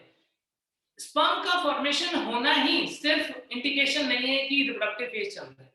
क्या होता है, अदर जो बॉडी के अंदर न्यूट्रिएंट कम हो जाएंगे, बॉडी के अंदर सेरेसेंस वाला फेज आ जाएगा, तो बॉडी के अंदर अदर चेंजेस ऐसे होते हैं जिसकी वजह से लिबिडो लॉस हो जाता है। वो गैमेट प्रोड्यूस करने के बावजूद भी रिप्रोडक्शन नहीं कर सकता है। तो इसका मतलब क्या हुआ कि हम ये मान के चलेंगे जब तक वो रिप्रोडक्शन कर पा रहा है नेचुरली, वो उसका रिप्रोडक्टिव फेज है, और उसके बाद जब वो एजिंग हो गई किसी ना किसी रीजन से वो रिप्रोडक्शन नहीं कर पा रहा है, तो हम क्या बोल देंगे उसके बाद में वो सेनेसेंस फेज में एंटर हो गया। ठीक है। प्लांट के अंदर यदि हम बात करें तो प्लांट देखते हैं दो टाइप के होते हैं इसके अकॉर्डिंग, रिप्रोडक्टिव फेज के अकॉर्डिंग प्लांट जो है वो दो टाइप के होते हैं। कौन कौन से? एक ऐसे प्लांट जिनके अंदर जीवन में एक बार ही रिप्रोडक्टिव फेज आता है, और ऐसे प्लांट जिनके जीवन में बार-बार रिप्रोडक्टिव फेज आता है। बोलते हैं मोनोकार्पिक प्लांट। सुना है क्या मोनोकार्पिक प्लांट? क्या होता है मोनोकार्पिक? Yes sir. और दूसरा होता है पॉलीकार्पिक प्लांट। कोई ऐसा प्लांट जो अपने जीवन में एक ही बार फलन करता है and fruit once in its lifespan, क्या बोलते हैं उसे? जीवन में एक बार ही फूल खिलेंगे, फल बनेंगे, तो उसे हम क्या बोलेंगे? Monocarpic plant. जीवन में कई बार फूल खिलेंगे, फल बनेंगे, पॉलीकार्पिक प्लांट। मोनोकार्पिक प्लांट कौन से होते हैं? Most of the annual plants होते हैं वो मोनोकार्पिक होते हैं। मोस्ट ऑफ एनुअल प्लांट जो एक साल में लाइफ स्पैन कंप्लीट कर रहे हैं, जितने भी अपने हम खेती करते हैं तो हम देखते हैं मोस्टली वो प्लांट कैसे होते हैं? मोनोकार्पिक होते हैं। कुछ ऐसे प्लांट जो बहुत सालों तक जीते हैं, इनमें भी कुछ ऐसे एग्जांपल हैं लाइक बैम्बू। बैम्बू के बारे में हमारे इनसाइट में दिया हुआ है क्या? 50 से 100 फेज होता है उनके अंदर, और उस टाइम पे वो सिर्फ एक ही बार क्या करते हैं, उस ड्यूरेशन में एक ही बार पुष्पन और फलन करते हैं। बैम्बू जो है, बैम्बू का कुल्ला, वो क्या होता है? मोनोकार्पिक होता है। इसके अलावा एक और भी एग्जांपल दिया हुआ है, प्रोबलेंथस नीलाकुरेंसिस। प्रोबलेंथस कुंथियाना, जिसे हम नीलाकुरेंसिस, उसके अंदर भी क्या होता है, उसके अंदर कितने साल में फ्लावरिंग करता है? 12 साल 12 साल में। Years. हर 12 साल में फ्लावरिंग करता है। 2006 में पहले फ्लावरिंग क्या था हमारे एमसीआई में, 2006 वाला डेटा दिया हुआ है। कौन सा मंथ कौन सा दिया हुआ है? सितंबर अक्टूबर। हाँ, और उसके बाद 2006 के बाद 2018 में क्या था, हर 12 साल में वो क्या करता है, फ्लावरिंग करता है। फिर क्या करेगा, फ्लावरिंग करने के बाद में सेनेसेंस स्टेज आ जाएगा, मर जाएगा, ठीक है। उसके बाद सेनेसेंस स्टेज आ जाएगा। फिर एक साथ नए, इनके अंदर ना एक बहुत इंपॉर्टेंट फिनोमेना होता है जिसे बोलते हैं मास्टिंग हैबिट। क्लॉक सेट हो गया है, सेम टाइम पे फ्लावर, सेम टाइम पे सीड, फिर से उगेंगे सेम टाइम पे, फिर सेम टाइम पे फ्लावर बनेगा। क्या होता है, जो कर्नाटका, केरला, जो साउथ इंडिया वाली बेल्ट है, उस बेल्ट में क्या होता है, सितंबर अक्टूबर वाला टाइम है, उसमें जो पूरी घाटी होती है वो ब्लू कलर के फ्लावर से रंग जाती है। कॉलिन सा दिखता है, कॉलिन सा दिखता है। उसका मतलब टूरिस्ट के पॉइंट ऑफ व्यू से बहुत ही इंपॉर्टेंट होता है। अलग अलग जगह से लोग से टूरिज्म के पॉइंट ऑफ व्यू से देखने के लिए आते हैं। क्यों? क्योंकि हर 12 साल में पूरा का पूरा जो पहाड़ी होता है, घाटी होता है, वो कैसा हो जाता है, सुंदर दिखता है।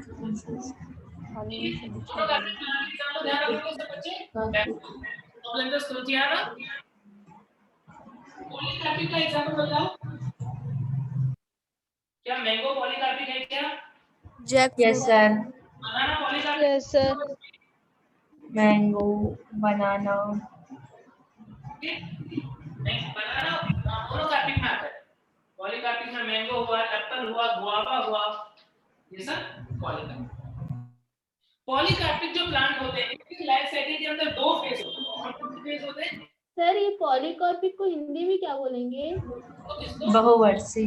बहुवर्षीय नहीं, बहुफलनीय। एक फलनीय और पॉलीकार्पिक बहुफलनीय, बहुत बार फल लगते हैं, इसलिए बहुफलनीय, ठीक है, ध्यान रखना। वो बहुवर्षीय पेरेनियल होता है, पेरेनियल प्लांट्स। ये बहुवर्षीय, ये पॉलीकार्पिक बहुफलनीय है। तो इसके अंदर जो रिप्रोडक्टिव फेज होता है, जैसे मैंगो है, मैंगो के अंदर क्या देखा तुमने कि गर्मियों के मौसम में फ्रूट लगे, यस होता है ना भाई। फरवरी के आसपास में क्या हुआ, मज्जर आता है, उसके अंदर बहुत सारे फ्लावर उगते हैं, फिर क्या होता है, फ्रूट बनते हैं। फिर उसके बाद पूरे साल भर क्या बनते हैं, क्या नहीं बनते। कौन सा फेज आ जाता है, इंटर फ्लावरिंग फेज आता है, यानी उसके अंदर फ्लावरिंग और इंटर फ्लावरिंग फेज जो है वो चलता रहता है। जब तक वो रिप्रोडक्टिव फेज में रहेगा तब तक दो फेज ऑल्टरनेट चलते रहेंगे। कौन सा, flowering phase, inter flowering phase, फिर से फ्लावरिंग फेज, फिर से इंटर फ्लावरिंग फेज। इस इंटर फ्लावरिंग फेज में क्या करता है, जो फ्रूट बना के उसने सारे न्यूट्रिएंट हमें दे दिए, फिर से वापस से इकट्ठा करेगा, फिर अगले साल फिर से उसे फ्रूट में देगा और हमें दे देगा, फिर वापस से इकट्ठा करेगा, फिर हमें दे देगा, ठीक है। तो इसका मतलब क्या हुआ, इंटर फ्लावरिंग फेज है, उसमें वो न्यूट्रिएंट इकट्ठा करता है और फ्लावरिंग फेज में हमें फिर उसके बाद में फ्रूट बना के देगा। ये होगी बात सबको? Yes sir. और सेनेसेंस फेज क्या होता है, सेनेसेंस फेज ऐसा फेज है जिसके अंदर ऑर्गेनिज्म के अंदर एजिंग रिलेटेड चेंज आने लग जाते हैं, ये डिलेटोरियस जो चेंजेस है वो आने लग जाते हैं। और जब उसके अंदर एजिंग होगी, यानी कि जीर्णता आने लग जाएगी, तो फिर धीरे-धीरे वो क्या हो जाएगा, कमजोर हो जाएगा और अल्टीमेटली उसकी डेथ हो जाएगी। तो थर्ड फेज क्या है, सेनेसेंस फेज, जीर्ण अवस्था। जीर्ण अवस्था में पादप के अंदर मेटाबॉलिक एक्टिविटी, वापसी क्रियाएं धीरे-धीरे कम होने लग जाती है और अंततः उसकी मृत्यु हो जाती है। सेनेसेंस फेज समझिए, थोड़ा सा ये ओके सर। सेनेसेंस फेज या जीर्ण अवस्था, जिसके अंदर पादप में क्या होता है, यानी कि जीर्णता रिलेटेड चेंजेस आते हैं, उसके अंदर उपापचय क्रियाएं कम हो जाती हैं और अल्टीमेटली अंततः उसकी मृत्यु हो जाती है। ठीक है, क्लियर होगी बात? इसे समझ गए सब बच्चे? Yes sir. ठीक है, तो इतना अच्छे से पढ़ के आना। और नेक्स्ट लेक्चर में अब हम सेक्सुअल रिप्रोडक्शन के अंदर जो भी स्टेजेस होते हैं, रिप्रोडक्टिव तो देखते हैं नेक्स्ट लेक्चर में, या तो एनसीईआरटी से अच्छे से पढ़ लेना। नेक्स्ट लेक्चर में कल मैं तुम्हें कुछ क्वेश्चन भी पूछूंगा, ठीक है। ओके ठीक है sir, sir. Thank you sir, bye bye sir, good night sir. Good night. Thank you sir. Okay बच्चों, बाय सर। बाय बच्चों। Okay sir, bye sir, thank you sir.